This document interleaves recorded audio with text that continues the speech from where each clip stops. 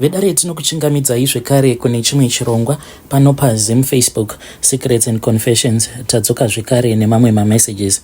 Regedzai tibva tapinda mumamessages edu atadzoka takakubatirai. We are hoping kuti at the end of the year avo vanonyanya kuparticipate in the comment section, we have a little surprise that we have for you. We are just trying to prepare the surprise for those that are the most participating comment section vachibatsirawo vana Haiti.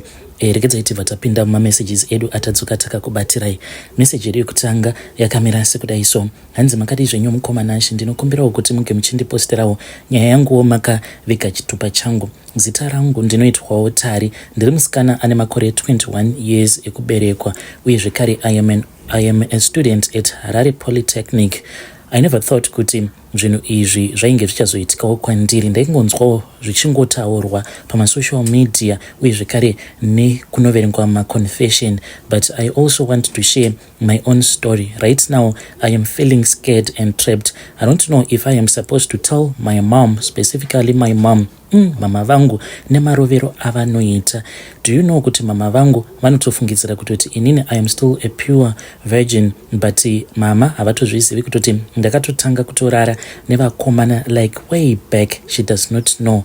The reason as to why ndakazotanga kudanana nembinga iyi, it was because nekukura I was tired of dating broke guys. I wanted a better life, something more than what I was used to. Ndopa ndakabva ndachizotanga kudanana nembinga iyi. We got involved, this was last month, but hey, I am like living in a nightmare currently. So last year muna September, when I first met this other guy, the guy then told me kuti he knows a lot of people who are wealthy. Like he will tell me kuti kana uchida we can go to this other club which is in Borodol, but inini I am someone wekuti zvekuma club handizvifarire. Saka Richard uyu akaramba achingonditi iwe uyakani, there are a lot of guys there that can give you money. Sezvawakati iwe unoda mari. Ndainge ndichingoramba. So one day Richard akabva achizoenda nefriend yangu. When they went out there, they were just gone to celebrate the end of exams and they were just enjoying. Like when I saw my videos avo and the girls that were my friends that went there, ndakatoona kutoti when they came back they had some cash. Ndakavabvunza kuti how had they made that money like in one night. Saka umwe wacho ainge asingade kundibudira pachena, but one of the girls ndiye akabva azongoti iwe let us just tell her money, takarara usiku hwose tichingoitwa nembinga kuclub kwacho ikoko. Ndikati how? Saka vakabva vazonditi Richard akavaudza kuti ivo kana vachida kuita mari they are not supposed to be choosy, uye zvekare vasazobvuma kutorwa nembinga. Mbinga dzacho dzichienda navo kungava kuri kumahotel kana kuti kudzimba dzembinga, vanofanira kungoita mashort time kuti vaite mari. Saka hanzi Richard uyu ainge achivachaja commission each and every time pavaienda kunorarwa nembinga. Saka vairarwa nembinga idzi mumotikari, saka vakatoita mari. Then that is how I got introduced. Since I was someone who was studying and as well as struggling, like my parents vangu avatomborina kana mari, ndopa ndakabva ndazosarudza kuti instead of putting pressure on my parents, it is far much better for me to become a big girl. So I stopped taking money from my parents until ndazozviudza kuti zvainge zviri nani kuti ndinge ndichingoitawo madhiri iwawo ekuenda kumabhawa ndichingonozvitengesa muviri wangu. Zvino zvakazoitika mukomanashi ndezvekuti ndakazotanga manje kudanana nembinga iyo yandakadanana nayo. This I was doing behind Richard's back. Se zvaainge akatiudza kuti we were not supposed to get involved nadzo mbinga idzi, tinofanira kungoita izvozvo zvema short time. It seemed as if he knows kuti mbinga idzi vazhinji vacho ivo vakaromba, vanenge vachitongotsvaka vanhu vekushandisa. Maybe that is why aigara achingoti no matter what you do musazopinda nemoyo kana mudanana nadzo mbinga idzi, ndezve short time. So there was this other day pandakaenda kune imwe restaurant kuAvondale. Whilst I was there ndo pandakabva ndazosangana nembinga iyi. We then started talking. Akabva azondiudza kuti kune kwaainge achida kuenda neni. Zveshuwa takaenda mukoma ndikabva ndazonotengerwa phone. I kept that phone hidden and then he got me another apartment. Ndikabva ndatanga kutogara somewhere else and I was staying alone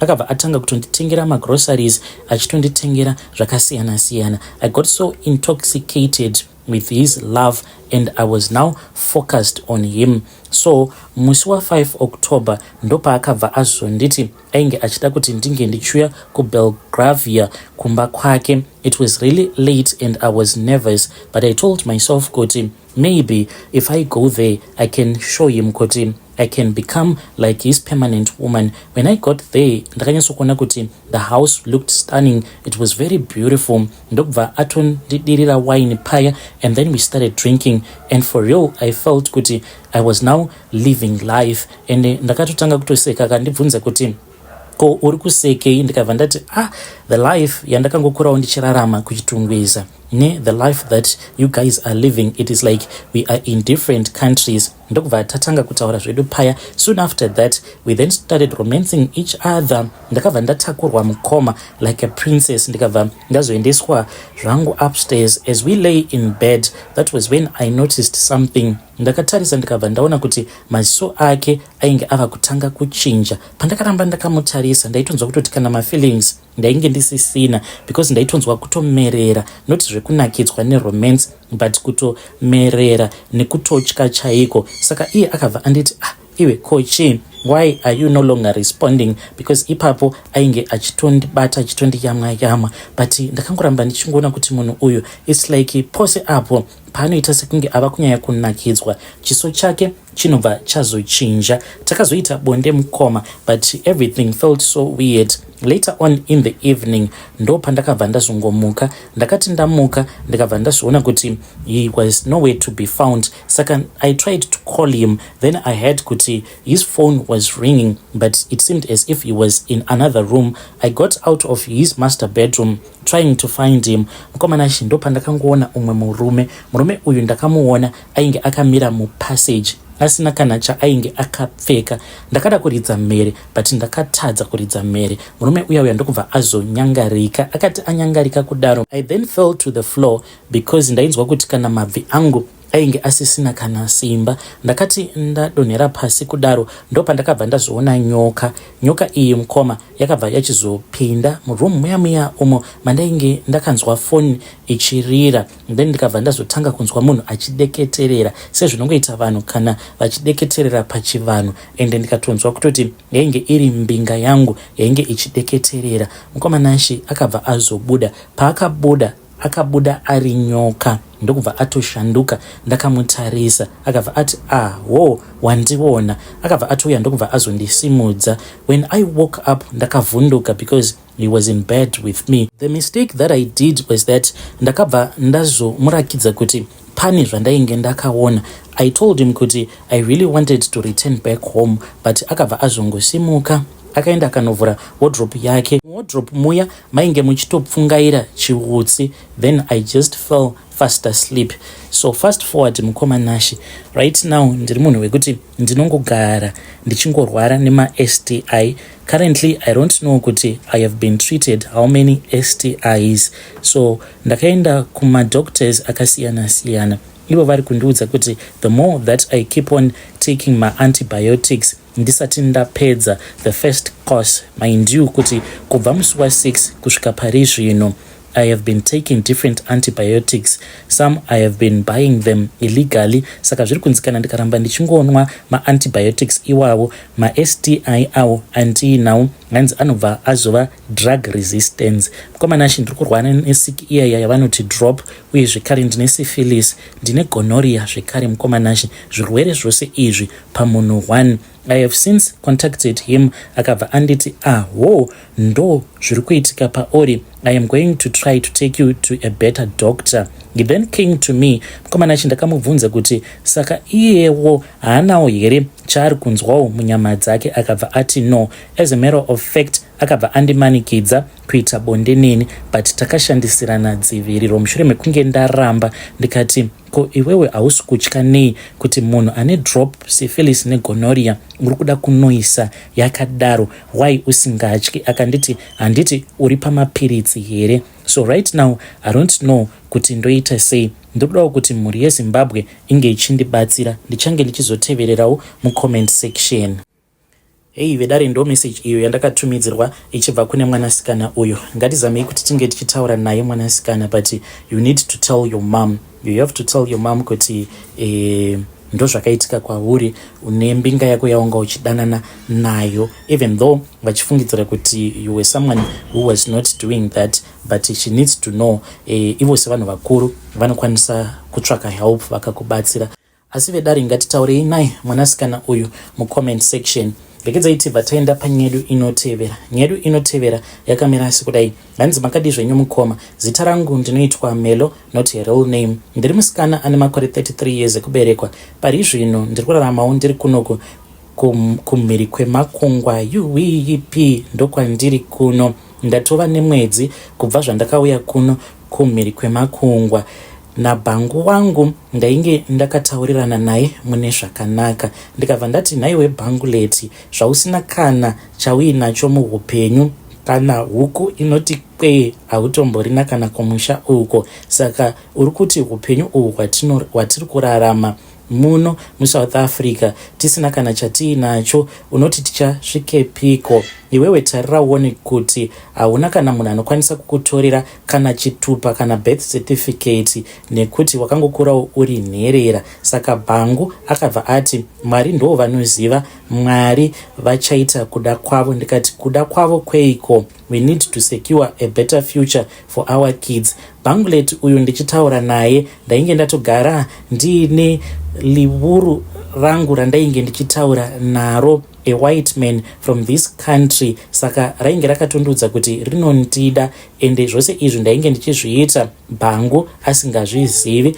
ndokusaka ndainge ndava kumuomesera. So I know kuti confession yangu vanhu vazhinji vachatsamwa, but I don't care. Ende ndiri kuno kumhiri kwemakungwa ikoko kwamuri muri busy muchingomhanyiswa nehome affairs, kuramba makangoti gonon'ono munyika mekuti hamuchadiwi, munobatwa kuita kunge nhapwa, lower than a dog, low class citizen. Ende kana uri munhukadzi iwewe uine chiweti chako chaunofanira kushandisa chinokwanisa kukuunza kuchando, I do not even feel sorry for you. Vamwe vanhu vachanditi uri heartless, selfish and wicked. Ndinongovati back to sender, nekuti hamuzivi kuti ndainge ndichitambura sei pandainge ndiri kuSouth Africa.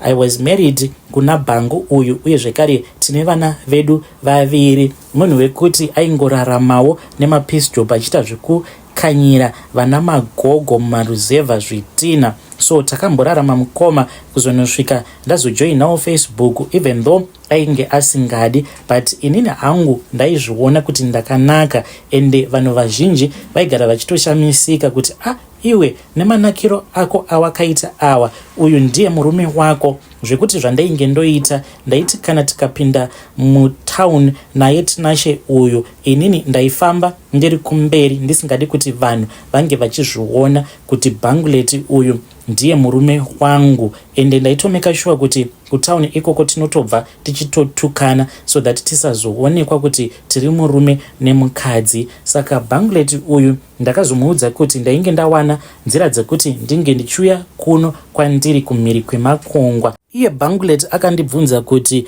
kwacho kwauri kuda kuenda ikoko uchakusvika sei? Ndakabva ndazomuudza kuti ndainge ndakanzwa mune mamwe magroup kuFacebook kuti kana uri munhukadzi zviri nyore kuti unge uchiuya kunoku kumhiri kwemakungwa, like ukadana nawo nemurungu wako anenge atochembera zvake, then kana akakuroora wabva watouya kunoku nemarriage. Munhu akangonditarisa akabva aseka, akabva ati saka unofungidzira kuti ndingakutendedza kuita zvinhu zvakadaro? Ndikatoona kutoti bhangu uyu anotopenga, because panguva yacho iyoyo ndainge ndichida kuti ndinge ndichizomuudza kuti munhu wacho wandainge ndichazodanana naye, even though ndainge ndichazoroorwa naye, but kana ari munhu wekuti anenge anyanyisa kuchembera, maybe anenge angosarirwawo neabout 3 years to live, he just needed to be patient, then bhangu ndobva ndazoita kuti ange achiuyawo kuno kumhiri kwemakungwa. Panguva yose iyoyo ndaida kuti ndinge ndichizomuchengeta, akaitawo rumainini. Asi nerumainini rwake irworwo, kana vainge vachazoita sekunge vanhu vasina kukwana vobva vazozvarisa namwana, iniwo ndaibva ndazongozvisudurutsawo mulife make. Vaifanira kuti vange vachizoshandisa family planning kusvikawo mudhara wandinenge ndichigara naye kuno kwandiri kana azofa, then ndobva ndachizotora banglet wangu. Saka haana kuzondipa mukana wekuti ndinge ndichizomupa what I called my blueprint to a better life. Akabva anditi izvozvo handimbofi ndakazvitendedza ndikati banglet uyu unopenga. Ndakaramba ndichingodanana nemurungu wangu, then akabva azozvibata manje kuti ndaiva nemurungu wandaidanana naye. Takanetsana mukoma, ndikaudza amai vangu. Amai vakabva vanditi siya mhaniwe, musiye. Ndokubva ndamutiza, ndokubva ndazoenda kumusha. Ndakaenda kuZim ndikatotanga kutogadzirisa mapapers angu. The first time pandakauya kunoko ndakauya nevisitors visa vasikana. I never thought kuti iniwo zvangu kutokwirawo ndege. Zvino patakazonetsana naBhangu ndepekuti ndainge ndichida kuti vana vange vachiuya kuno. Iye manje aifanira kuti ange achizondipa authority iyoyo yekuti ndinge ndichiuya nevana, but so far Banglet ari kuramba, ari kuti zviite kuti vana vangu vange vachiuya ikoko. Saka ndiyo nyaya yangu iyo yandiinayo. I am not even apologetic. Banglet ndakangomuudza kuti vana handichengeti. To me, kana waramba kundipa that authority yekuti vana vauye kunoku, ziva kuti you are a chapter that I have closed in my life.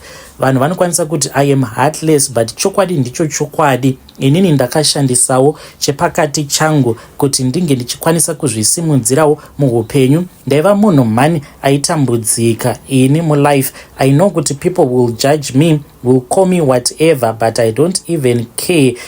Ndezveikoko, that is all that I can say. Vanhu vazhinji vanongotaura about how a mother is supposed to sacrifice. Saka haisi sacrifice here yandakaita. Ini ndakajoina group paFacebook ndikatozviwanira chidhara changu chisingambogoni kana chinhu chakura kani kana icho chidora chacho hachitombomiri zvachose, but all that I am happy about is ndiri kuno kumhiri kwemakungwa. Those were my goals. Hey, vedare ndo message iyo yandakatumidzirwa ichibva kuna vahanzvadzi vedu. Hey, zvakangoma hazvo vedu we. Pakaipa. Hanzi ndakaita sacrifices. Vakasenda message vakati. Vakasenda message vakati. Yeah, even if vanhu vakati I am a terrible person, I don't care.